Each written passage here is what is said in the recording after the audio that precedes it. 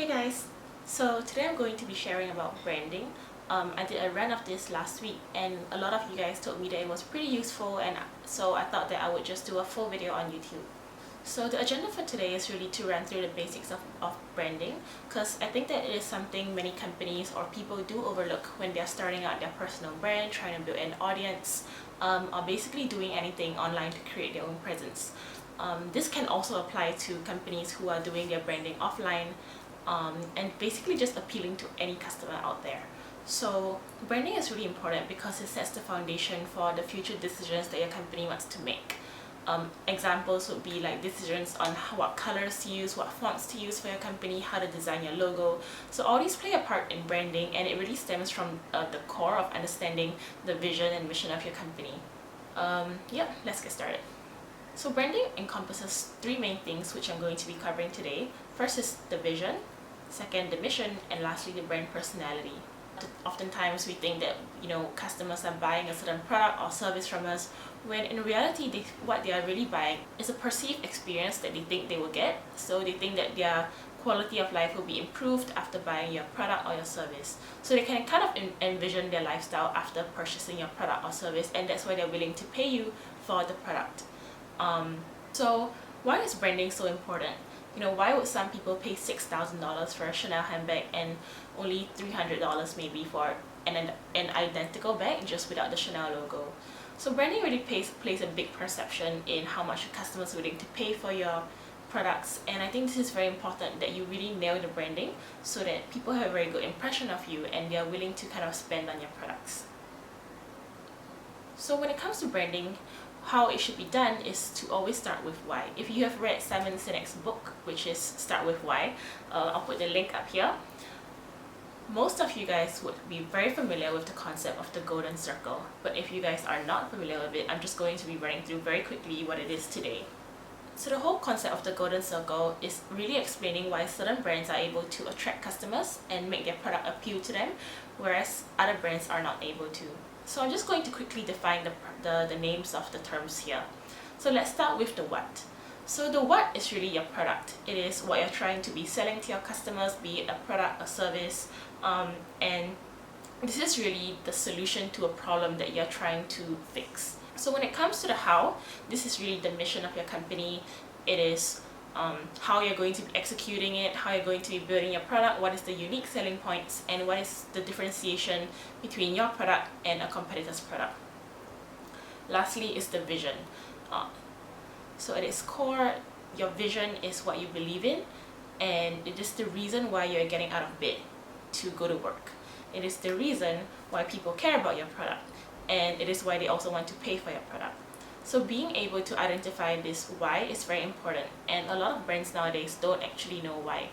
So if you're interested in learning a little bit more on the golden circle, I'll be linking Simon Sinek's TED Talk down below. I highly recommend it. Go and check it out. I think it'll be of great value to you guys. So the vision is really important. So if you're a startup founder, you'd probably be familiar with the concept of being able to sell your vision. So many of the times, I spoke to some VCs last week, and what they did mention to me was that more often than not, the people who successfully raise funds are not people with great products.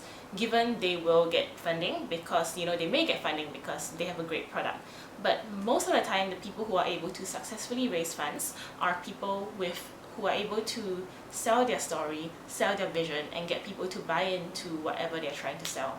So basically, these people are very good storytellers. They're able to convince you that I have this vision, I'm going to execute on it, and it's going to make the lives of all my customers better, and that is why you should be funding my company.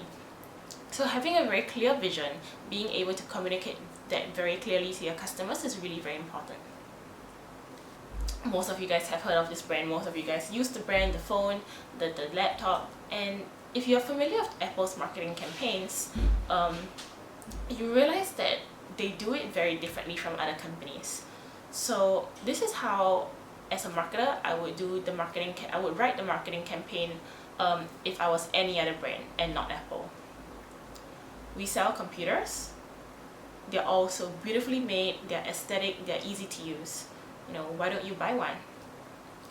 Whereas what Apple has done is really flip the whole narrative around, and they start from the inside out. So they are very clear in terms of what their vision and mission is, and so when they start from its core, this is how their marketing message sounds like. We think differently and are here to challenge the status quo. We do so by making our products beautifully designed and simple to use. We happen to make great computers. Want to buy one? So immediately you see the first thing they use to catch their audience is really saying that our mission here, our vision here is to be different and think differently. And many people resonate with that statement. They feel like they also want to live their lives differently. They don't want to follow the mainstream lifestyle, and they want to be thinking out of the box and challenging the status quo. So because of this, they really believe in what Apple is selling, and this is why they are so loyal. And there's this whole talk about the Apple cult, of why some people are just buying every single product out there as long as it is produced by Apple, even though it might not be the best in the market. So I think Apple was the first to remove the headphone jack, and they were also the first to introduce the lightning cable as well as the USB-C. And this created a lot of noise in the media. Everyone was like complaining about how this is so troublesome. No one else uses the lightning port. We all have wired earphones, and so now we are forced to buy AirPods. And there was so much noise in the media, but eventually people still continued to buy their products. So the whole idea is that they are innovators and they're able to think differently, and because of this, people follow them regardless of what kind of products that they're selling.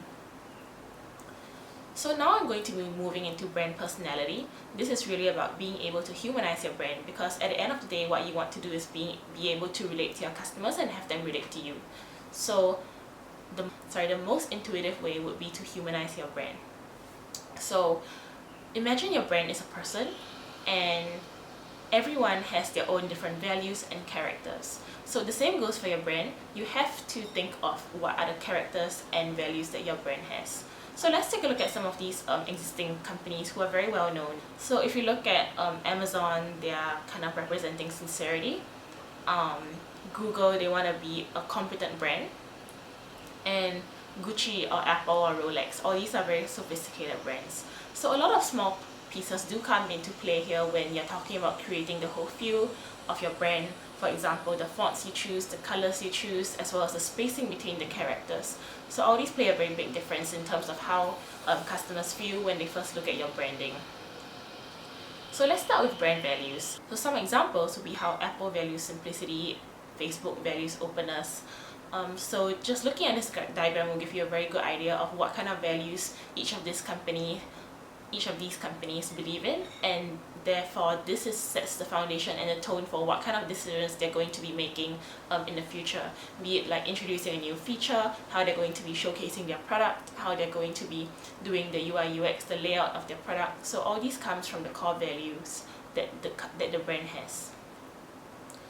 So if you guys are lost as to how to choose your brand, most of the time the brand's values are a very good reflection of the founder's personality. So whatever values that you hold true to yourself and you really resonate with strongly, these are some of the potential values that you can choose to pick for your brand. Now once you've kind of nailed down what are your core values, now you can move on to choosing colors. So colors are basically an extension of your brand personality. Using this chart, you'll be able to quickly see which colors represent what kind of values, which colors kind of make consumers feel a little bit differently when they're looking at those colors. So examples would be like how yellow would be a more vibrant color, a more exciting color, like red, yellow, and it's a little bit more bold. And maybe if you're more like exciting brand selling like games or selling travel, you'd be using colors like orange and yellow. Whereas if I'm more of a professional brand and I'm a consultant or a bank, I would probably go towards navy colors and a little bit more neutral tones. So there's a lot of details when it comes to picking colors. You can look at choosing different hues, different color intensities, and all these do play a part. So go and check it out and spend some time trying to pick a color that really represents yourself. So these are some examples of brands that have chosen very distinct colors If you look at the example of Nintendo, they are a gaming brand, they are a very exciting brand, and so they have chosen red as their main color. Other brands would be like Google and MBC that use diversity. They value diversity, and so they chose like a range of colors in their brand. And the chart on the right is just showing you guys typically there are certain colors that are more established and more popular within certain industries. So based on your product and the space that you are kind of working in, choose a color that's fitting and will kind of make consumers resonate with it a little bit more. So now on to brand fonts and typography. I think this is something that people overlook a lot. They tend to just randomly choose any free font that's out there, whatever's convenient. They pick it up from Adobe or from Microsoft Word. So the biggest difference between fonts is serifs versus sans serifs. And if you guys are not very familiar with the differences, serif fonts are basically those with the letter endings at the bottom, whereas sans serif is just the more fuller text. These different fonts do affect readability of your text, whether it's on a print, like a magazine or a graphic or a poster, or whether it's on a digital copy, like on your website. So in general, serif fonts are easier to read in printed works compared to sans serif fonts. This is because the serif fonts really stand out. It's very clear what the letters are, it's very distinctive, and you're able to kind of recognize the characters very quickly. Okay, so here's an example of different established brands with different fonts they use in their logos. So if you notice, the brands that choose serif fonts, they're usually a bit more traditional, a bit more established, and they want to give a very trustworthy kind of vibe. So Vogue, Coach, JP Morgan, generally banks or established brands, they want to have a more trustworthy vibe, and that's why they choose serif fonts. Whereas for sans serifs, these are more popular amongst probably the tech brands, a little bit more friendly. Fonts are very similar to the kind of clothes you wear. They give people a very brief understanding and first impression of what your brand is like. So you really have to be very, very strategic with the kind of fonts that you're choosing. Some fonts are a little bit more casual and expressive. Some fonts are, more button up and reserved. So choose your fonts wisely. Think about the feeling that you want to kind of evoke in your customers when you're choosing a font, and what is more aligned with your core values. So if you guys are lazy to kind of think about what fonts are best to use in different cases, you can go onto Pinterest. There's a lot of different things like font pairings, whereby they'll tell you guys what is the best font to use for your headers, and following what is the best font to use for the body to kind of match the header. So in general, you have two main fonts. One is for your titles, your headers, and the second one is for the body text. So always remember to prioritize readability, because you want to make things easy for your readers to read. Go onto Pinterest, figure out what's your niche, whether you're trying to make wedding cards, whether you're trying to make a fashion magazine, or try to do a blog. All these are very different brands and different services and products that are supposed to evoke different emotions in your customers and serve different purposes. So go and figure out which kind of font pairing works the best for you. So let's do a case study. So this case study, I'm going to be using Apple again. Initially they were using Helvetica Neue, so most of you guys will be very familiar with this font. It is something that people use in Microsoft Word, Microsoft Excel, and it's a very common font. It's a standard font. They started to design their own in-house font. It's called San Francisco. So if you look at the differences between the two fonts, San Francisco font is a little bit taller and it's slimmer. So this provides a lot more reading space, a lot more breathing space, especially because on your phone, your screens are smaller, and this makes it a lot easier on the eyes. So these are very subtle differences that you might not really know or pick up on when you are looking at the final product. But when you put all these different things like the fonts, the colors, the spacing all together in a product, it makes the entire feel of it very different. So lastly, I'm going to be talking about the tone and messaging. This is really where you let your personality and your brand shine, because you've already nailed down the most difficult parts, like getting the colors, the values, and all these kind of difficult time-consuming things nailed down. So now your tone and messaging are basically an amplification of all these things. trying to bring your final product out and across to your consumers, and you know, helping them realize that, you know, this is a brand that they can probably resonate with and they should be listening to. So I guess the most important thing when you're trying to think about your brand is really to know your audience, know their intention for coming onto your website, know their intention for looking at your brand, why should they care about your brand, because your vibe really attracts your tribe. People always say that, and I really believe in it, because they want to be associated with something that is good and something that they feel like they want to be more, like to be more of like. So have a clear idea of who the audience you have is.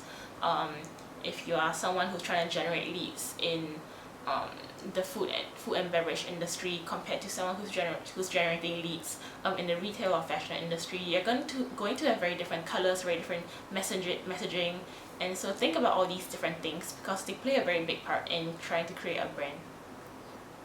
So at the end of the day, what we're trying to do is get the consumer's attention.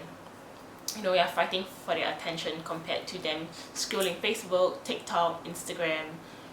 It's a very, very noisy world out there, and you need to make your brand stand out and be very prominent so that you can cut through the noise, reach your customers, and let them know that, hey, listen to me, I'm this brand and you should be paying attention to what I have to say, my marketing campaigns, and, you know, buy my product. So I hope this has been useful for you guys. If there's anything else you would like to know or questions that you have to ask, just drop it down in the comments below or drop me a message on Instagram. I will get back to you and try my best to help you. Thanks for watching.